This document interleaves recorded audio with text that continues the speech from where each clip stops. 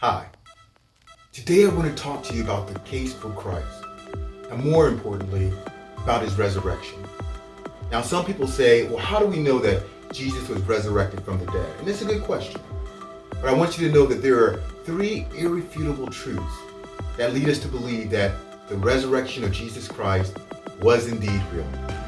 Now, it doesn't take some faith, absolutely. That's what Christianity is all about. It's about a belief in Jesus Christ being the Son of God and being raised from the dead. However, there are some things that have occurred that makes it more reasonable to come to that conclusion. And that's what I want to discuss with you today. The first thing I want to talk to you about is this. This whole Christianity thing has been there for 2,000 years, over 2,000 years, that billions of people still believe in Jesus Christ. Now that's no small accomplishment. In addition to that, it was foretold that Jesus Christ would come, die, and be resurrected. As a matter of fact, if you take a look, one of the different scriptures is in Psalms chapter 22 and verse 16. In Psalms 22:16, it states the following: "My enemies surround me like a pack of dogs. An evil game closes in on me.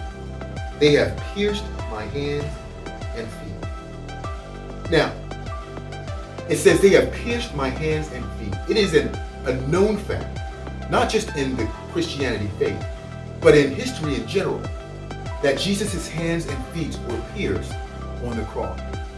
This was predicted many, many years ago, before Jesus was even born, and in fact, before they even had crucifixion, the Romans did. Now, that in itself is an amazing prophecy, but there's more. If you would turn with me again to Isaiah 52:13 through Isaiah 53:12. This is what it says, and I'm reading to you from the New International Version. "See, my servant will act wisely.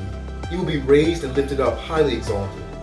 Just as there were many who were appalled at him, his appearance was so disfigured, beyond that of any human being, and his form marred beyond human likeness."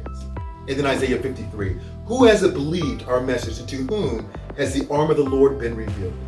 He grew up before him like a tender shoot, and like a root out of dry ground. He had no beauty or majesty to attract us to him, nothing in his appearance that we should desire him.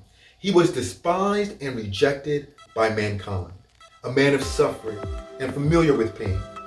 Like one from whom people hide their faces, he was despised and we held him in low esteem. Surely he took up our pain and bore our suffering, yet we considered him punished by God, stricken by him, and afflicted. But he was pierced for our transgressions. He was crushed for our iniquities. The punishment that brought us peace was on him, and by his wounds we are healed." Now, I cannot tell you how important this is. Isaiah 53, it was written in a manuscript that was carbon dated to have occurred 100 years, over 100 years, before Jesus Christ was born. That's what we call prophecy. Now, the other thing, and I want you to hear this, because this is what happened with those that followed Jesus. If you recall, on the night that he was taken in the Garden of Gethsemane, all the disciples fled. All of them. Peter followed from afar off, and it says that John was in the courtyard during the hearing, but all the apostles, all the disciples, they fled. So if they fled, and they were, we can say, cowardly in that sense, of leaving their master, their rabbi, then why would they die for Jesus Christ? Why would they die for something that was a lie? If they were not willing to stand with him in the hour of need, why were they willing to stand for him after he died and was resurrected? I'm going to tell you why. Because there are many accounts by many different people, not only by disciples, but by others, that Jesus Christ appeared to them after he had died and resurrected. Now, you got to think about this. If you were lying about something, if you did not really believe something, if something was really not true to you, and if you were not willing to stand for it when Jesus was alive, why would you stand for it when he's dead? There only remains one answer, and that answer is, he is arisen. He arose again. As a matter of fact, there are many different stories about manuscripts that talk about an empty tomb. Many people had an account of an empty tomb. Now, some people say, well, maybe somebody removed his body, but that was not the account that was given to us in the Gospels. And that's not the account that was given to us by his disciples. They stood for the fact, and they died for the fact that Jesus rose again. They never recanted their story.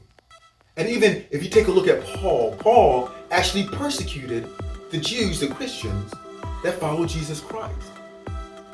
But he had an appointment with destiny.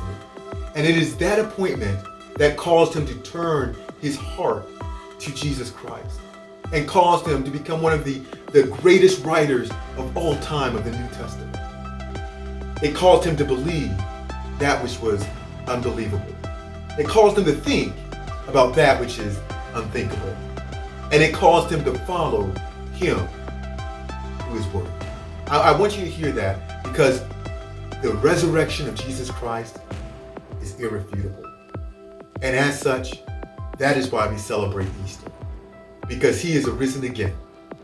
And we now have the ability to be reconciled to God our Father through our faith in Jesus Christ. God bless you, and we hope to see you again soon.